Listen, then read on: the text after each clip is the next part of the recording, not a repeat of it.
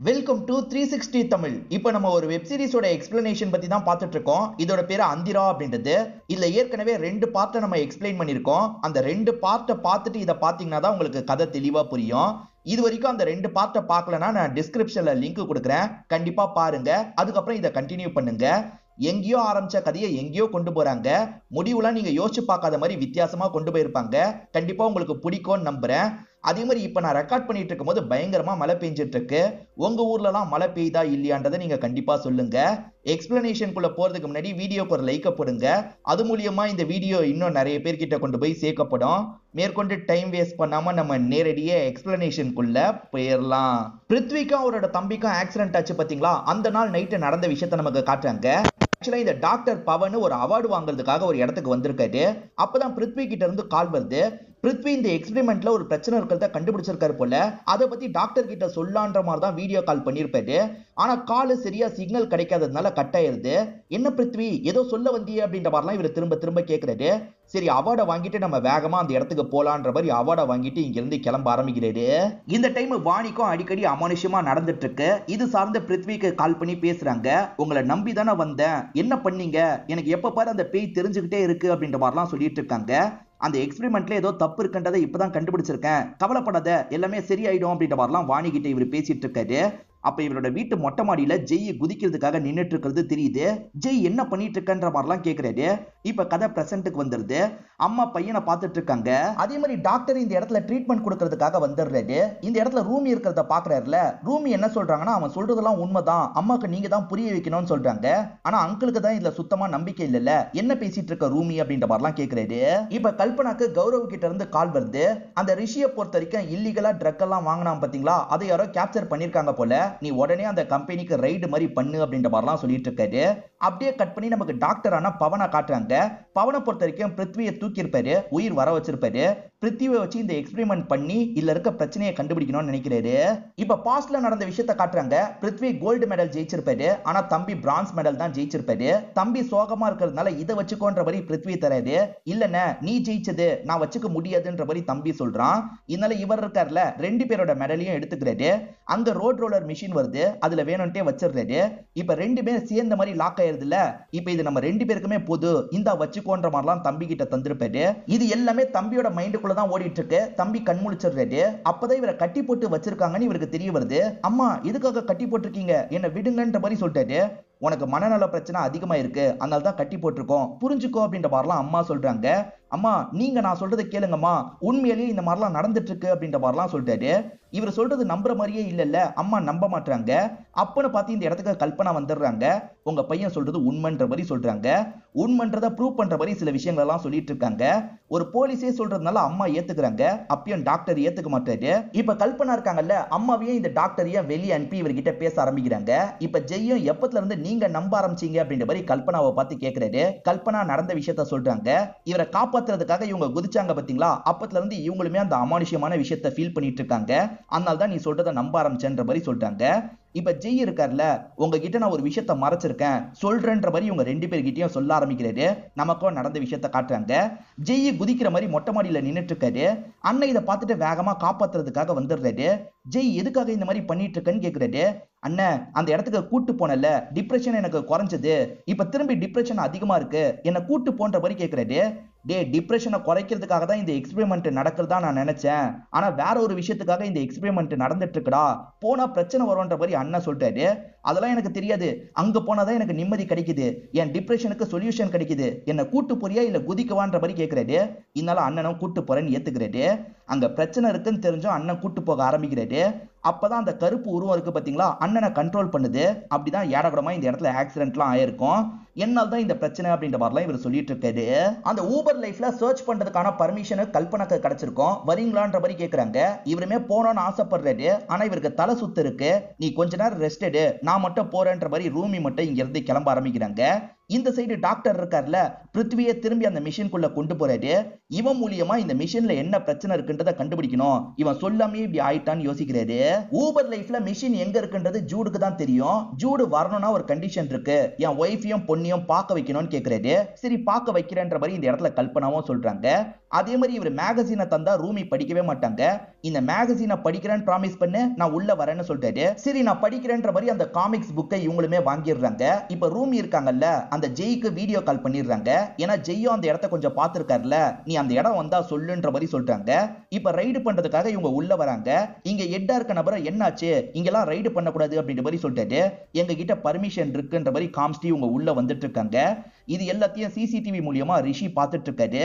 ரிஷி இருக்காரு பாத்தீங்களா, வேகமா இந்த டாக்டர் இருக்கிற இடத்துக்கு வந்துடுறாரு. நீங்க பிருத்வி இப்படி பண்றதை நிறுத்துங்க, ஏன்னா எப்பனாலும் போலீஸ் வரலாம், கிளியர் பண்ணும் அப்படின்ற மாதிரிலாம் சொல்லிட்டாரு.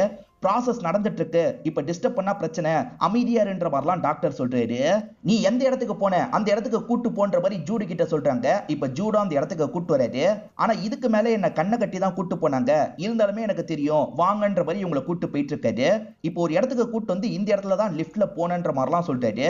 இது எல்லாத்தையும் ஜெய்யும் பார்த்துட்டு இருக்காருல்ல, ஆமா இந்த இடத்துக்கு தான் அண்ணன் கூட்டு போனாரு அப்படின்ற மாதிரி ஜெய்யுமே சொல்றாரு. இது எல்லாத்தையுமே இந்த ரிஷி பாக்குறான். அவங்க வர போறாங்கன்னு தெரிஞ்சோன்னா பயப்படுறான். ஆளுங்களெல்லாம் ரெடி பண்ணி கன்னால ஷூட் பண்றதுக்கு ரெடியா இருக்கான். இவங்களுமே லிஃப்ட்ல டிராவல் பண்ணி வந்துட்டு இருக்காங்க. இவங்களுமே கன் எடுத்து ஷூட் பண்ற மாதிரி வந்துட்டு இருக்காங்க. இவங்க வந்து பார்த்தா அந்த இடத்துல பார்க்கிங் தான் இருக்கு, எதுவுமே இல்ல. என்ன ஜூட் எதுவுமே இல்லைன்ற மாதிரி இவங்க கேக்குறாங்க. ஆக்சுவலா லிஃப்டோட அந்த சைடு தான் அவங்களுக்கான செட்டப்லாம் இருக்கு. நல்ல வேலை இதை கண்டுபிடிக்கல அப்படின்ற மாதிரி அந்த சைடுல ரிஷியும் யோசிக்கிறான். பவனை பொறுத்த வரைக்கும் பிரெயின்ல இருக்க டேட்டாவை எடுக்கிறதுக்காக தான் இதை பண்றதா நினைச்சிருப்பாரு. ஏன்னா அப்படிதான் பவன் கிட்ட சொல்லியிருப்பாங்க. ஆனா டாக்டர் அதுக்காக இது நடக்கல, வேற ஒரு காரணத்துக்காக தான் நடக்குது அப்படின்ற மாதிரிலாம் பிருத்வி சொல்லிட்டு இருக்காரு. இவங்களுமே இடம் தெரியலையேன்ற மாதிரி இந்த இடத்துல கன்ஃபியூஸ் ஆயிட்டு இருக்காங்க.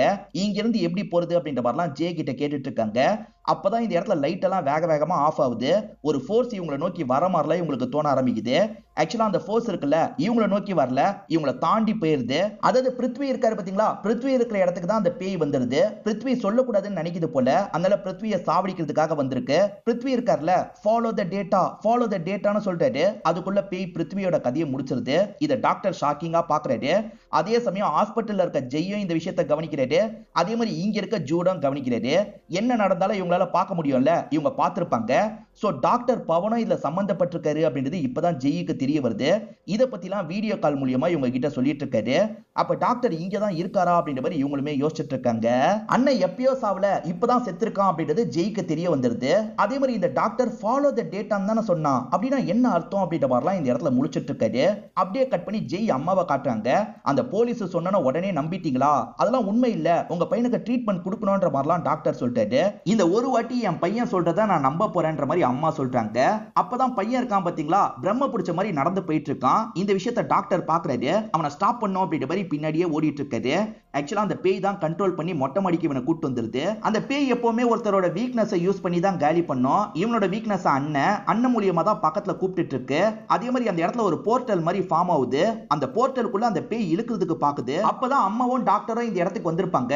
இந்த மாதிரி ஒரு போர்ட்டலை பாக்குற டாக்டர் மிரண்டு போயிடுறாரு. இப்ப கஷ்டப்பட்டு இந்த பையனை காப்பாத்திடுறாரு. அதே மாதிரி பேய்லாம் இருக்குன்றதை இந்த இடத்துல நம்ப ஆரம்பிக்கிறாரு.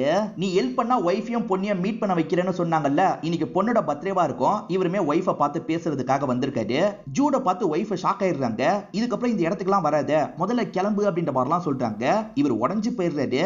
ஜன்னல் வழியா போயாவது பொண்ணை பார்க்கணுன்ற மாதிரி யோசிக்கிறாரு. இப்ப ஜன்னல் வழியா எட்டி பாக்குறாரு. பார்த்தா அந்த இடத்துல வேற ஒருத்தர் மியூசிக் பிளே பண்ணிட்டு இருக்காரு. பொண்ணு ஜாலியா விளையாடிட்டு இருக்கா. ஒரு டைம் இவர் தான் பொண்ணுக்காக மியூசிக்லாம் பிளே பண்ணுவாரு. இப்ப வேற ஒருத்தர் அந்த இடத்துல இருக்கிறத பத்தி இவர் பயங்கரமா ஃபீல் பண்ணிட்டு இருக்காரு. அப்போ ஒய்ஃப் இருக்காங்கல்ல, தயவு செஞ்சு இந்த இடத்த விட்டு போ, தேவையில்லாம பிரச்சனை பண்ணாத, இப்பதான் பொண்ணு சந்தோஷமா இருக்கான்ற மாதிரிலாம் சொல்றாங்க. சரி பொண்ணையும் ஒய்ஃபையும் டிஸ்டர்ப் பண்ண வேணான்ற மாதிரி இவருமே இறங்கிடுறாரு. பொண்ணுக்காக ஒரு கிஃப்டை வாங்கிட்டு வந்திருப்பாரு. அதை தூக்கி போட்டுட்டு இங்க இருந்து கிளம்ப ஆரம்பிக்கிறாரு. இவர் தூக்கி போட்டுட்டு போன பொம்மையை அந்த பேய் எடுக்கிற மாதிரி நமக்கு காட்டுறாங்க. அதே சமயம் கல்பனாவை பொறுத்த வரைக்கும் பவன் இதுல சம்பந்தப்பட்டிருக்கிறது தெரிஞ்சிருச்சுல, பவனை லாக் பண்ணிடுறாங்க. நீங்க அவனை சாவடிக்காம கொண்டு போயிருக்கீங்க, அவனை வச்சு ஏதோ பண்ணிருக்கீங்க, என்ன பண்ணீங்க, அந்த இடம் எங்க இருக்கு, ஒழுங்கா சொல்லுங்கன்ற மாதிரிலாம் கேக்குறாங்க. ஆனா இவர் சொல்லவே மாட்டாரு. அப்பன்னு பார்த்து கல்பனாக்கு போன் கால் வருது. ஆயிஷா கிட்ட இருந்து தான் கால் வருது. என்ன ஒருத்தன் அட்டாக் பண்ணால, அவன் என்ன ஃபாலோ பண்ணிட்டு இருக்கான், நான் என்ன பண்றதுன்னு தெரியலன்ற மாதிரி சொல்றாங்க. கவலைப்படாத, நான் உடனே அந்த இடத்துக்கு வரேன்ற மாதிரி கல்பனா சொல்றாங்க. இப்ப கல்பனாவும் வேகமா வண்டி எடுத்துட்டு இங்க இருந்து கிளம்ப ஆரம்பிக்கிறாங்க. கல்பனா கிளம்பி போனதுனால கல்பனாவோட அசிஸ்டன்ட் விசாரிக்கிறதுக்காக வந்துடுறாரு. ஒழுங்கா சொல்லுன்ற மாதிரிலாம் கேட்கிறாரு. இந்த டாக்டர் வாயை திறந்து எதுவுமே பேசாம இருக்காரு. இதனால இந்த அசிஸ்டன்ட் இருக்கார்ல, ஒரு ஊசியை போட்டுருவேன்ற மாதிரிலாம் மிரட்டுறாரு. ட்ரக் கேஸ்ல தான் அந்த ஊசி மாட்டுச்சு, அந்த ஊசியை போட்டா உனக்கு சீல் பிடிக்க கூட வாய்ப்பு இருக்குன்னு மிரட்டுறாரு. இப்ப ஊசியை போடுற மாதிரிலாம் வராரு. இந்த டாக்டருமே எனக்கு தெரிஞ்சதை சொல்றேன்னு சொல்றதுக்காக வராரு. அதுக்குள்ள அந்த கம்பெனியை சேர்ந்தவர் இந்த இடத்துக்கு வந்துடுறாரு. இவரை வெளியே எடுக்கிறதுக்காக தான் வந்திருக்காரு. போலீஸ் கிட்ட அதுக்கான ஃபார்மாலிட்டி எல்லாம் முடிச்சு இவரை வெளியே கூட்டு வந்துடுறாரு. டாக்டர், அவசரப்பட்டு வாயை திறக்காதீங்க, நாங்க கூப்பிடும் போது நீங்க வந்தா போதும், அது வரைக்கும் உங்க வீட்டுக்குள்ளேயே இருங்கன்ற மாதிரி அனுப்பி வச்சிடுறாங்க. கல்பனா இருக்காங்கல்ல, லொகேஷனை ட்ராக் பண்ணி தான் வந்துட்டு இருக்காங்க. அந்த இடத்துல ஆயிஷாவோட கார் நிக்கிறது உங்களுக்கு தெரியுது. பக்கத்துலயே ஒரு பழைய ஃபேக்டரி இருக்கு. அந்த ஃபேக்டரிக்குள்ள போலான்ற மாதிரி இவங்க வந்துட்டு இருக்காங்க. அங்கதான் ஆயிஷா ஒளிஞ்சிட்டு இருக்காங்க. அவன் உள்ளதான் இருக்கான்ற மாதிரிலாம் சொல்றாங்க. ஆயிஷா, இதுக்கப்புறம் நான் பாத்துக்கிறேன், நீ கிளம்புன்ற மாதிரி சொல்றாங்க. உன்னை விட்டுட்டு போக முடியாது, நானும் இருப்பேன்ற மாதிரிலாம் ஆயிஷா சொல்றாங்க. அப்போ ஓகே, என் கூட வா, சத்தம் போடாம வான்ற மாதிரி சொல்றாங்க. ரெண்டு பேருமே சத்தம் போடாம பொறுமையா போயிட்டு இருக்காங்க. அப்பன்னு பார்த்தா அவன் பின்னாடி வழியா வந்து ஆயிஷாவை லாக் பண்ணிடுறான். ஆயிஷாவை இவங்க கண் முன்னாடியே ஷூட் பண்ணிடுறான். ஆயிஷாவை ஷூட் பண்ணிட்டான்னு தெரிஞ்சோன்னா இவங்க பயங்கரமா டென்ஷன் ஆயிடுறாங்க. அவனை பிடிக்கணும்ன்ற மாதிரி துரத்துறாங்க. ஓடிட்டு இருக்கும் போது அவனை ஷூட் பண்றாங்க. ஷூட் பண்ணதுல அவனுமே இறந்து போயிடுறான். ஆக மொத்தத்துல ரெண்டு பேருமே இந்த இடத்துல இறந்து போயிடுறாங்க. இப்ப கௌரவ் இந்த இடத்துக்கு வந்துடுறாரு. இவனை உயிரோட பிடிச்சிருந்தா நிறைய இன்ஃபர்மேஷன் கிடைச்சிருக்கும், அநியாயத்துக்கு இப்படி சாவடிச்சிட்டியே அப்படின்ற மாதிரிலாம் சொல்றாரு. இவங்களுமே ஆயிஷா இறந்து போனதை நினைச்சு பயங்கரமா ஃபீல்லாம் பண்ணிட்டு இருக்காங்க. அப்படியே கட் பண்ணி நமக்கு ரூமியும் இந்த ஜெய்யும் காட்டுறாங்க. இப்ப ரூமியோட மாமா இருக்காரு பாத்தீங்களா, அவங்களோட அக்காவோட திங்ஸ் எல்லாம் எடுத்துட்டு இருக்காரு. இவர் தான் பேய் இருக்கிறத புரிஞ்சுக்கிட்டாருல, அதனால தான் அக்கா எழுதி இருக்கிறத பொண்ணு கிட்ட காட்டலாம்னு நினைக்கிறாரு. அக்காவோட பேரு சபா அப்படின்றது. சபாவை பொறுத்த வரைக்கும் ஒரு பையன் இருந்திருப்பாங்க. அந்த பையனுக்கு ஒரு சீரியஸான ப்ராப்ளம் வந்திருக்கும். டாக்டர்ஸால காப்பாற்ற முடியலன்னு சொல்லியிருப்பாங்க. அதனால அக்கா இருக்காங்கல்ல, பிளாக் மேஜிக்கை பத்தி எல்லாம் தேட ஆரம்பிச்சிருப்பாங்க. அப்படி பிளாக் மேஜிக்கை பத்தி தேட ஆரம்பிச்சுதான் மனநலம் பாதிக்கப்பட்டிருப்பாங்க. நிறைய கிறுக்கிலாம் வச்சிருப்பாங்க. அததான் இவங்க ரெண்டு பேர்கிட்ட காமிச்சிட்டு இருக்காரு. அதெல்லாம் இவங்க பாக்குறாங்கல்ல, அதுல டமான்ற ஒரு பேயை பத்தி எழுதியிருக்கு. இதே டமான்ற பேயை பத்தி ஜூடும் சொல்லியிருப்பாரு. அதே மாதிரி ஜூட் ஒரு காமிக்ஸ் தந்தார்ல, அந்த காமிக்ஸ்ல ஏதாவது இருக்கா பாப்போன்ற மாதிரி இவங்க பார்க்க ஆரம்பிக்கிறாங்க. அதே டமான்ற பேரு இந்த காமிக்ஸ்லயும் இருக்கு. கொஞ்ச நாள் இந்த பக்கம் வராதீங்கன்ற மாதிரி பவன் கிட்ட சொல்லியிருப்பாங்க. ஆனா பவன் இருக்காரு பாத்தீங்களா, இந்த இடத்துக்கு வந்துடுறாரு. ஃபாலோ த டேட்டான்ற மாதிரி அவர் சொன்னார்ல, அவர் எதை மீன் பண்றாரு அப்படின்ற மாதிரிலாம் யோசிக்கிறாரு. அப்பதான் டேட்டாலாம் ஸ்டோர் ஆகிற இடத்தை இவர் ஃபாலோ பண்ணிட்டு போலான்னு நினைக்கிறாரு. வயர் எங்க போதோ அந்த இடத்துக்குலாம் இவர் போயிட்டு இருக்காரு. ஒரு இடத்துக்கு போறதுக்கு இவருக்கே பர்மிஷன் இல்ல, இருந்தாலுமே அந்த இடத்துக்கு போனோன்ற மாதிரிலாம் இவர் யோசிக்கிறாரு. இவங்க ரெண்டு பேருமே சேர்ந்த மாதிரி அந்த காமிக் கதையை படிக்கிறாங்க. நேர்ல இவங்க ஒரு பேயை ஃபேஸ் பண்ணிட்டு இருக்காங்கல்ல, அதே மாதிரிதான் இந்த காமிக்ல இருக்க பேயும் பண்ணுது. ஜூடு சொன்னது உண்மைதான் அப்படின்ற மாதிரிலாம் இவங்க புரிஞ்சுக்க ஆரம்பிக்கிறாங்க. அப்படியே கட் பண்ணி டாக்டர் பவனை காட்டுறாங்க. ஒரு இடத்துக்கு போறதுக்கு இவருக்கே பர்மிஷன் இல்லல்ல, கஷ்டப்பட்டு இவர் அந்த சாவியை ஏற்பாடு பண்ணிடுறாரு. கதவை திறந்து உள்ள வந்துடுறாரு. ஆக்சுவலா இந்த இடத்துல தான் பிருத்வியோட பாடியும் இருக்கு, வாணியோட பாடியும் இருக்கு. அதெல்லாம் இவர் பார்த்துட்டு இருக்காரு. இப்ப டேட்டாவை ஃபாலோ பண்ணி போகும்போது கருப்பு கலர்ல ஒரு உருவத்தை பாக்குறாரு. செம்மையா ஷாக் ஆயிடுறாரு. ஏன்னா இப்பதான் முத வாட்டியா இந்த டாக்டர் பேயை பார்த்திருப்பாரு. நம்ம growth 4 மடங்கு அதிகமா இருக்க போதுன்னு ஒருத்தர் சொன்னார் பாத்தீங்களா, அவர் தான் கம்பெனி ஹெட்டா இருப்பாரு. அவர் பேரு மது அப்படின்றது. இப்ப அந்த மது இருக்கார்ல, வீடியோ கால்ல இவர்கிட்ட பேச ஆரம்பிக்கிறாரு. நீங்க எதுக்காக அந்த இடத்துக்குலாம் போனீங்கன்ற மாதிரி கேட்கிறாரு. சார், நம்ம எக்ஸ்பெரிமெண்ட் பண்ணதுல ஏதோ தப்பு நடந்திருக்கு போல, பேயெல்லாம் நான் பார்த்தேன்ற மாதிரி சொல்லிட்டாரு. எக்ஸ்பெரிமெண்ட்லாம் கரெக்டா தான் போயிட்டு இருக்கு, நீங்க தேவையில்லாம யோசிக்காதீங்க. அந்த உமர்ன்ற பையனை செலக்ட் பண்ணிருக்கோம்ல, அவன் மூலியமா நான் என்ன பண்ண சொல்றேனோ அதை மட்டும் பண்ணுங்கன்ற மாதிரிலாம் சொல்றாரு. இந்த பவன் கிட்ட ஒன்னு சொல்லிட்டு வேற ஒன்னு பண்ணிட்டு இருக்காங்க போல. இப்ப உமரை ஒரு 5 ஸ்டார் ஹோட்டலுக்கு கூட்டு வந்துடுறாங்க. நீ ஆசைப்படுற எல்லாத்தையும் வாங்கி சாப்பிட்டுக்கோன்ற மாதிரி சொல்றாங்க.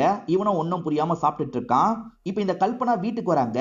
ஆயிஷா இவங்க வீட்டுல ரொம்ப நேரம் இருந்திருப்பாங்கல்ல, அந்த இதெல்லாம் இவங்களோட மைண்டுக்குள்ள ஓடிட்டு இருக்கு. நம்மளுக்கு அவ்வளவு க்ளோஸா இருந்த ஆயிஷா இப்ப இல்லையேன்ற மாதிரிலாம் ஃபீல் பண்றாங்க. ஆயிஷாவோட ட்ரெஸ் இருக்கு பாத்தீங்களா, அதெல்லாம் கட்டி பிடிச்சுதான் இந்த இடத்துல இவங்க பயங்கரமா ஃபீல் பண்ணிட்டு இருக்காங்க. பொண்ணை பார்க்க முடியலையேன்ற மாதிரி ஜூடு ஃபீல் பண்ணிட்டு இருக்காரு. அப்பதான் லேப்டாப் ஆட்டோமேட்டிக்கா ஆன் ஆகி மியூசிக் பிளே ஆயிட்டு இருக்கு. இவர் கட் பண்ணாலும் கட் பண்ண முடியல. கோவப்பட்ட இவர் இருக்கார்ல, அந்த லேப்டாப்பை சுக்குநூறா உடைச்சு போட்டுறாரு. இவர் தூக்கி போட்ட பொம்மை வீட்டுக்கு வந்திருக்கு. அதை பார்த்து இவர் ஷாக் ஆகுறாரு. பேய் வந்துருச்சு போல அப்படின்ற மாதிரி அந்த யூவி லைட்டை எடுத்துக்கிறாரு. இந்த யூவி லைட் இருக்கும் போது நீ பக்கத்துல வர முடியாதுன்னு சொல்றாரு. இவங்க படிச்சுட்டு இருக்க கதையில அந்த தமா பேயை அழிக்கிறதுக்காக ஒருத்தர் போவாரு. அவர்கிட்ட குரு இருக்காருல, உனக்கு அந்த ஒளி ஹெல்ப் பண்ணுன்ற மாதிரி சொல்லியிருப்பாரு. இவர் படிக்கிறது மூலியமா ஒரு விஷயத்தை புரிஞ்சுக்கிறாரு. இங்க ஒளின்னு மீன் பண்றது கண்டிப்பா யூவி லைட்டா இருக்க வாய்ப்பு இல்ல, நம்பிக்கைன்ற ஒளி தான் உன்னை காப்பாத்தோன்ற மாதிரி தான் இவர் சொல்றாரு. அதாவது கதையில சொல்லும் போது கொஞ்சம் வித்தியாசமா சொல்லுவாங்கல்ல, அப்படிதான் சொல்லியிருக்காருன்ற மாதிரி சொல்றாரு. இந்த யூவி லைட் இருக்கிறதுனால பேய் பக்கத்துல வராதுன்ற மாதிரி ஜூடு கொஞ்சம் தைரியமா இருப்பாரு. அந்த தைரியம் தான் அந்த பேயை போக வைக்கும். இதெல்லாம் ஜூடுக்கு புரிய வைக்கலான்ற மாதிரி வீடியோ கால்ல கனெக்ட் ஆகுறாங்க. ஜூடுக்கு இந்த விஷயத்தை புரிய வச்சிட்டு இருக்காங்க. அப்பன்னு பார்த்து பொண்ணு பேசுற மாதிரிலாம் இவருக்கு சவுண்ட் கேக்குது. அந்த பேய் தான் உன்னை இப்படி பண்ண பாக்குது, நீ பயப்படாம மட்டும் இருன்ற மாதிரிலாம் சொல்றாங்க. ஆனா இவர் பொண்ணு எங்கன்ற மாதிரிலாம் திரும்பி பாக்குறாரு. அவருக்கு ஏதாவது பிரச்சனை வந்துட போகுதுன்ற மாதிரி இவங்க யோசிக்கிறாங்க. உடனே ஜூடு வீட்டுக்கு போகணுன்ற மாதிரி கிளம்பிட்டு இருக்காங்க. அப்பா நான் இங்கதான்ப்பா இருக்கேன் வாங்கன்ற மாதிரிலாம் பொண்ணு கூப்பிடுறா. பொண்ணு கூப்பிடல, பேய் தான் கூப்பிடுது. இவர் இருந்தாலுமே அந்த பக்கம் திரும்பி பொண்ணை பாக்குறாரு. இவர் பொண்ணை நினைச்சு ஃபீலிங்ல இருக்காருல, அதை யூஸ் பண்ணி தான் அந்த பேய் இவரை காலி பண்ணலாம் நினைக்குது. போகாத போகாதன்ற மாதிரி இவங்க சொல்லிட்டு இருக்காங்க. ஆனா அவர் கொஞ்சம் கொஞ்சமா பக்கத்துல போயிட்டு இருக்காரு. நான் செத்தா கூட பரவாயில்ல, இதுக்கப்புறம் நான் யாருக்காக வாழணும்னு கேட்ட மாதிரி தான் போயிட்டு இருக்காரு. இப்ப அந்த பேய் இருக்கு பாத்தீங்களா, இவரை வந்து கட்டிலாம் பிடிக்குது. ஐயோ சீக்கிரமா போனோம் அப்படின்ற மாதிரி இவங்களுமே செம்ம வேகமா வந்துட்டு இருக்காங்க. அப்படி இவங்க வீட்டு வாசல் கிட்ட வரும்போது இந்த ஜெய்க்கு வலிப்பு வந்துருது. ஏதாவது பிரச்சனை நடந்தாதான் வலிப்பு வரும். அந்த மாதிரி வலிப்பு வந்த மாதிரி இவர் பண்ணிட்டு இருக்காரு. அப்ப பொத்துன்னு இவரோட கார் மேல ஒரு பாடி விழுது. அந்த ஜூடு தான் மேல இருந்து குதிச்சு செத்து போயிருக்காரு. இதுதான் இவருமே ஃபீல் பண்ணிருப்பாரு. சே காப்பாத்த முடியாம போயிருச்சுன்ற மாதிரி இவங்களுமே யோசிக்கிறாங்க. இப்ப கல்பனா படுத்துட்டு இருக்கும் போது கல்பனாவால ஒரு பொண்ணு இறந்து போனால, அந்த பொண்ணு கண்ணுக்கு தெரிய ஆரம்பிக்கிறா. அவ பேர் மீரான்னு வச்சுப்போம். அந்த மீரா இருக்கால, நீ பொய் சொல்லிட்டன்ற மாதிரி நெருங்கி வந்துட்டு இருக்கா. இவங்களுமே பயந்த மாதிரி கொஞ்சம் கொஞ்சமா பின்னாடி போயிட்டு இருக்காங்க. இப்பதான் நடந்த விஷயத்தை காட்டுறாங்க. கல்பனாவை பொறுத்த வரைக்கும் ஊர் தலைவரோட பொண்ணா இருப்பா. அந்த மீராவை பொறுத்த வரைக்கும் சூனியக்காரின்ற மாதிரி ஊரே நம்பிட்டு இருக்க பொண்ணா இருப்பா. அந்த மீரா தான் மயக்கி கல்பனா கூட ஒன்னா இருந்திருக்கா போல அப்படின்ற மாதிரி யோசிக்கிறாங்க. அவ தானே வசியம் பண்ணா சொல்லுன்ற மாதிரிலாம் கல்பனா கிட்ட கேட்டுட்டு இருக்காங்க. கல்பனா அப்படி சொன்னாதான் தப்பிக்க முடியும்ன்றத புரிஞ்சுக்கிறாங்க. ஆமா அவ தான் அப்படி வசியம் பண்ணி தப்பா நடந்துட்டா அப்படின்ற மாதிரிலாம் சொல்றாங்க. இதை கேட்கிற மீரா உடஞ்சு போயிடுறாங்க. அவ பொய் சொல்றா அப்படின்ற மாதிரிலாம் சோகமா சொல்றாங்க. ஆனா ஊர் மக்கள் ஏத்துக்க மாட்டாங்க. அவ மூஞ்சில கரியெல்லாம் பூசிட்டு இருக்காங்க. இவளை சாவடிக்கணும் அப்படின்ற மாதிரி கிணத்துல தள்ளி விட்டுருப்பாங்க. அப்படிதான் அந்த மீரா செத்து போனான்றது புரிய வருது. இப்ப மீராவோட ஆன்மா தெரியுது. இவங்களோட வீக்னஸ் வச்சு தானே பேய் அட்டாக் பண்ணோம், அப்படிதான் அட்டாக் பண்ணுது. அதே மாதிரி ஆயிஷாவும் கண்ணுக்கு தெரிய ஆரம்பிக்கிறாங்க. ரெண்டு பேயும் சேர்ந்த மாதிரி இவங்களை கண்ட்ரோல் பண்ணுது. இவங்களோட கையை இவங்களே கட் பண்ணிக்கிற மாதிரி அந்த பேய் பண்ணுது. இவங்க மயங்கிடுறாங்க. இப்ப ஜூடோட பாடியை கொண்டு போறதுக்காக போலீஸுங்களா இந்த இடத்துக்கு வந்துடுறாங்க. அப்பதான் ஜூடு ஒரு காமிக்ஸ் புக் அங்கிளை பாக்குறதுக்காக போவார்ல, அந்த அங்கிள் இந்த இடத்துக்கு வந்திருக்காரு. கடைசி சில பக்கங்கள் இல்லன்ற மாதிரி ஜூடு சொல்லியிருப்பாரு. அந்த புக்கை தந்துட்டு போறதுக்காக தான் இந்த அங்கிள் வந்திருப்பாரு. அவருக்கு ஜூடு இறந்து போனது தெரியல. ஜூடு எங்கப்பா அவங்க கிட்ட தரணும்ன்ற மாதிரி சொல்லிட்டாரு. எங்க கிட்ட தாங்க நாங்க தந்துடுறோம்ன்ற மாதிரி சொல்றாங்க. இந்த அங்கிளுமே தந்துட்டு கிளம்பிடுறாரு. இந்த புக்கு மூலியமா அந்த பக்கத்தை படிக்கணும்ன்ற மாதிரி யோசிக்கிறாங்க. இந்த எக்ஸ்பெரிமெண்ட் எல்லாத்தையும் பண்ணிட்டு இருக்கிறது இந்த மதுன்ற பெரியவர் தான். ஆனா இதுல இருந்து இவர் தப்பிக்கணும்னு நினைக்கிறாரு. சார் உங்க கம்பெனி மேல சில குற்றச்சாட்டுலாம் எழுந்திருக்கே, அதை பத்தி என்ன சொல்றீங்கன்ற மாதிரி இவர்கிட்ட பேட்டி எடுக்கிறாங்க. கம்பெனில தப்பு நடந்தது உண்மைதான், ஆனா வேற ஒருத்தர் அதை பண்ணிருக்காரு அப்படின்ற மாதிரி சொல்லிட்டாரு.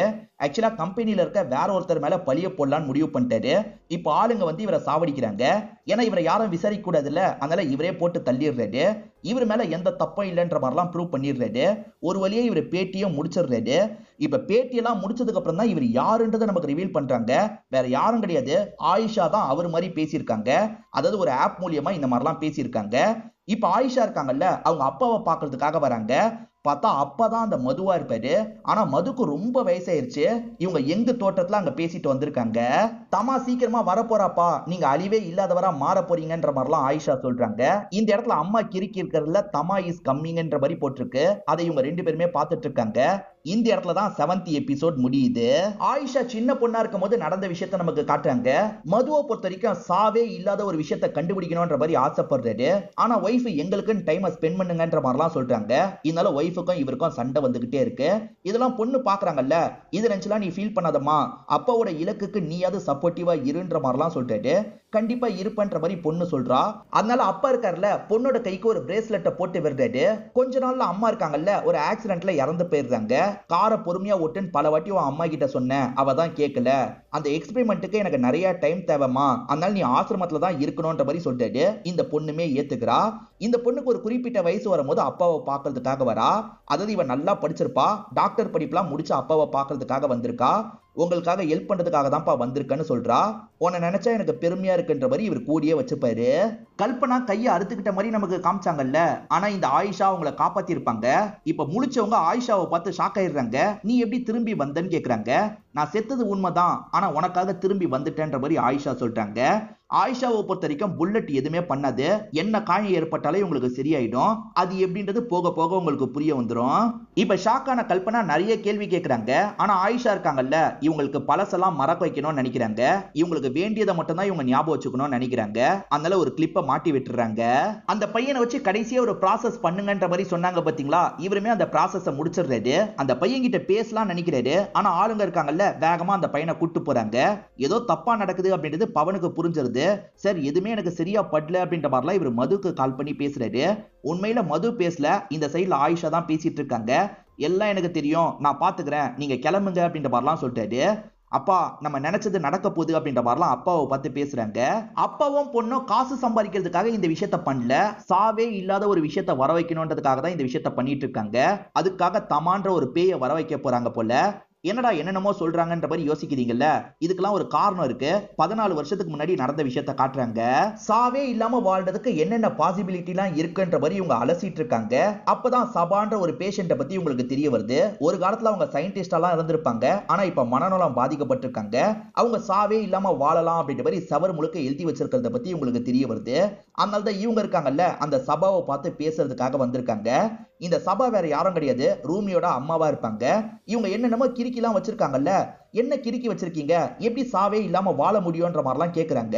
ஆனா அந்த சபா இருக்காங்கல்ல, சட்டுன்னு இவங்களோட கழுத்தை பிடிச்சி தூக்கி லாக் பண்ணிடுறாங்க.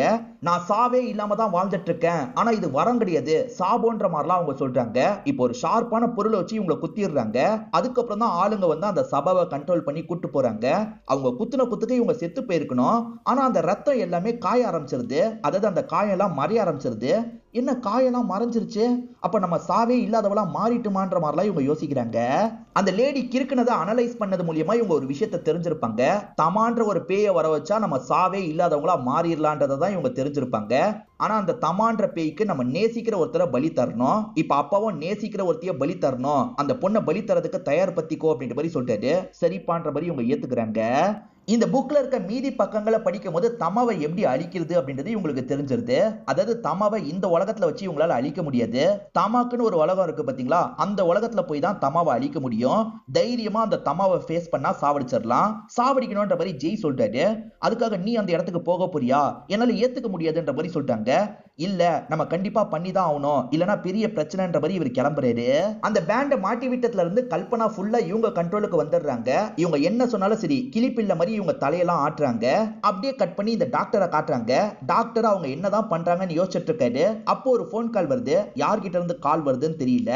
இப்ப இந்த இடத்துல ரூமிய காட்டுறாங்க. ஜெய் சொன்னது 100க்கு 100 உண்மை. அவன் சொன்ன மாதிரி நம்ம தடுக்காம விட்டுட்டோம்னா எல்லாருக்குமே பிரச்சனை வரும், நம்மளும் அந்த இடத்துக்கு போலாம், இந்த விஷயத்த பண்ணலான்ற மாதிரிலாம் சொல்லிட்டாரு. ரூமி பண்ணலான்ற மாதிரி முடிவெடுக்கிறாங்க. இவங்களுமே வேகமா கார் எடுத்துட்டு கிளம்ப ஆரம்பிக்கிறாங்க. இப்ப ஜெய் அம்மா கிட்ட இதெல்லாம் சொல்லக்கூடாதுன்னு நினைக்கிறாரு.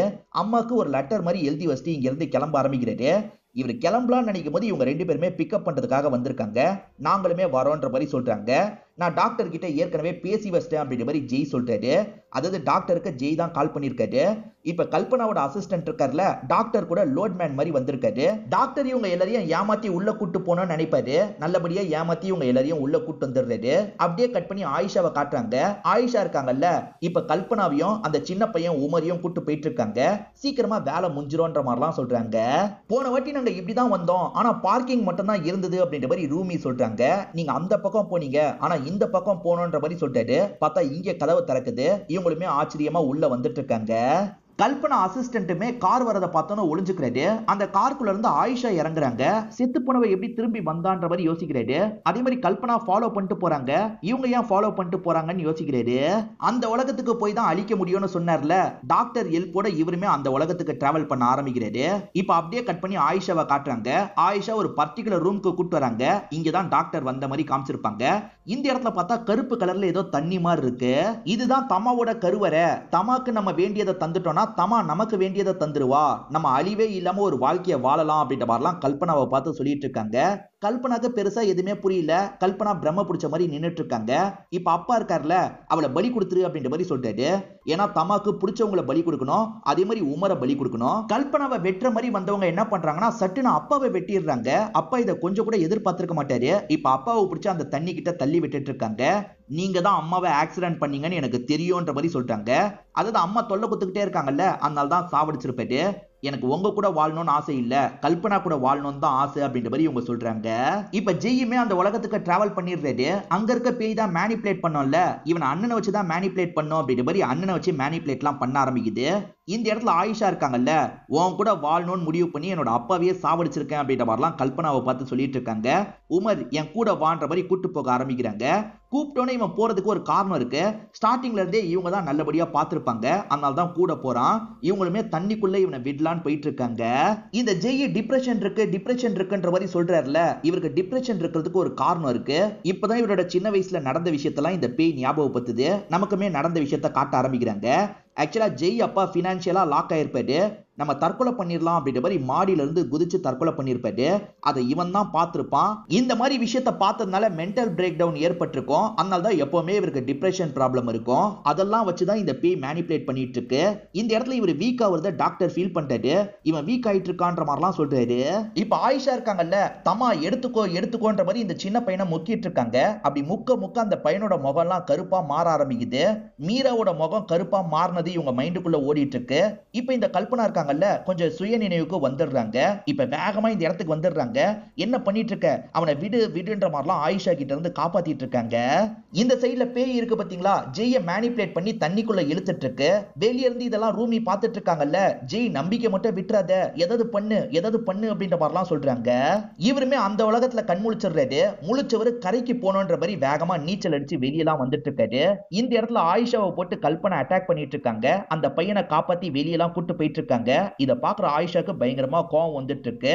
இவர் வெளியே வந்ததுக்கு அப்புறமும் அந்த பேய் இருக்குல்ல, அண்ணனை வச்சு மேனிபுலேட் பண்ண பாக்குது. ஆனா அண்ணன் நீ போன்ற மாதிரி சொல்றாரு. அதாவது அண்ணனாவும் பேசுறாரு. அண்ணன் சொல்றதை கேட்டு இவரும் வெளியே வந்துடுறாரு. அந்த பேயை எதிர்த்து நிக்கிறாரு. இந்த ஆயிஷா கூட்டு அந்த இடம் கருப்பா தானே இருந்தது, ஆனா இப்ப நிறைய வெளிச்சம்லாம் வருது. அந்த இடத்துல அவர் பண்ணிட்டு இருக்கிறதுனால தான் வெளிச்சம்லாம் வருது. சொதப்பிக்கிச்சு அப்படின்றது ஆயிஷாக்கு புரிஞ்சிருது. இப்ப ஆயிஷா வேகமா வந்துடுறாங்க. ஒரு நாள் தான் அப்படின்ற மாதிரி கல்பனாவை போட்டு திட்டுறாங்க. இவனை சாகடிக்காம விட மாட்டேன்ற மாதிரி உமரை சாவடிக்கிறதுக்காக வராங்க. அதுக்குள்ள இவங்க முதுகுல ஓங்கி யாரோ குத்தி திரும்பி பார்த்தா ரூமி தான் ஒரு ஆயுதத்தை வச்சு குத்தி இருக்காங்க. இந்த ஆயுதம்லாம் என்ன எதுவுமே பண்ணாது அப்படின்ற மாதிரி இவங்க சொல்றாங்க. நீ தானே சபாவோட பொண்ணு, உன் அம்மா தான் எனக்கு இந்த பவரையே தந்தாங்க அப்படின்ற மாதிரிலாம் இவங்க பேசிட்டு இருக்காங்க. ரூமியோட அம்மா இருக்காங்கல்ல, எப்படியாவது பையனை காப்பாற்றணுன்றதுக்காக பிளாக் மேஜிக் சம்பந்தமா நிறைய ரிசர்ச் எல்லாம் பண்ணிருப்பாங்க. அப்படிதான் இந்த தமாவை பத்தி கண்டுபிடிச்சிருப்பாங்க. இது எல்லாம் இப்பதான் ரூமிக்கு புரிய வருது. இந்த இடத்துல ஆயிஷா தூக்கிட்டு இருந்தாங்கல்ல, இப்ப ஆயிஷா வீக்கா ஃபீல் பண்றாங்க. அந்த காயம் ஆறவே மாட்டேங்குது. அதே மாதிரி ஆயிஷாவோட தோல்லாம் சுருங்க ஆரம்பிக்குது. அந்த பவர் இவங்களை விட்டு போயிருச்சு அப்படின்றது புரிய ஆரம்பிக்குது. இப்ப ரத்த காயம் போக மாட்டேங்குது இல்ல, இவங்க கொஞ்சம் வீக் ஆயிடுறாங்க. இப்ப அந்த தமா இருக்கிற இடத்தை நோக்கி போயிட்டு இருக்காங்க. பொத்துன்னு அந்த தண்ணிக்குள்ள போய் விழுந்துடுறாங்க. இந்த இடமே பத்தி எரிய ஆரம்பிக்குது. இங்க இருந்து கிளம்பணும் அப்படின்ற மாதிரி இங்க இருக்க எல்லாருமே கிளம்ப ஆரம்பிக்கிறாங்க. இந்த பிரச்சனையை இவங்க சால்வ் பண்ணிட்டாங்கன்ற மாதிரி நமக்கு காட்டுறாங்க. ஜெய்யை பொறுத்த வரைக்கும் சின்ன வயசுல இருந்தே அந்த டிப்ரெஷன் ப்ராப்ளம் இருந்திருக்கும். நான் கம்ப்ளீட்டா அதை விட்டு வெளியே வந்துட்டேன் அப்படின்ற மாதிரிலாம் டாக்டர் கிட்ட இவர் சந்தோஷமா சொல்லிட்டு இருக்காரு. ஆக்சுவலா உமரை இந்த கல்பனா காப்பாத்தினாங்கல்ல, இவங்களே வழக்கெல்லாம் ஆரம்பிச்சிடுறாங்க.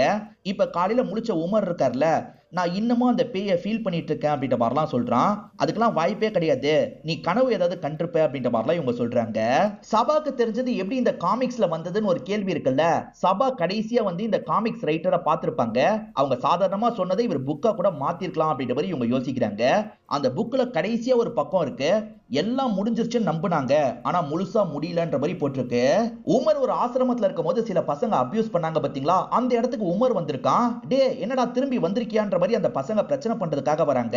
ஆனா வந்தவன் இருக்கான் பாத்தீங்களா, இவன் மேஜிக் பவரை யூஸ் பண்ணி அவங்கள கொடூரமா காலி பண்ணிட்டு இருக்கான். இதெல்லாம் இங்க இருக்க வேற ஒரு சின்ன பையன் பாத்துறான். நீ பார்த்த விஷயத்த யார்கிட்டயும் சொல்லாத அப்படின்ற மாதிரிலாம் உமர் மிரட்டிட்டு இங்க இருந்து கிளம்ப ஆரம்பிக்கிறான். அதாவது உமருக்குள்ள அந்த தமான்ற பேய் வந்துருச்சா என்னன்னு தெரியல, இன்னும் பேய் மாதிரி தான் இவன் நடந்துட்டு இருக்கான். அடுத்த சீசனுக்கு லீடு கொடுத்த மாதிரி தான் கதையை முடிக்கிறாங்க. இந்த கதை உங்க எல்லாருக்குமே பிடிச்சிருக்கோன்னு நம்புறேன். இந்த வீடியோ உங்களுக்கு பிடிச்சிருந்ததுன்னா லைக் பண்ணுங்க, கமெண்ட் பண்ணுங்க, மறக்காம 360 தமிழ் சேனலை சப்ஸ்கிரைப் பண்ணுங்க. தொடர்ச்சியா இந்த மாதிரி வீடியோக்கள் வந்துகிட்டே தான் இருக்கும்.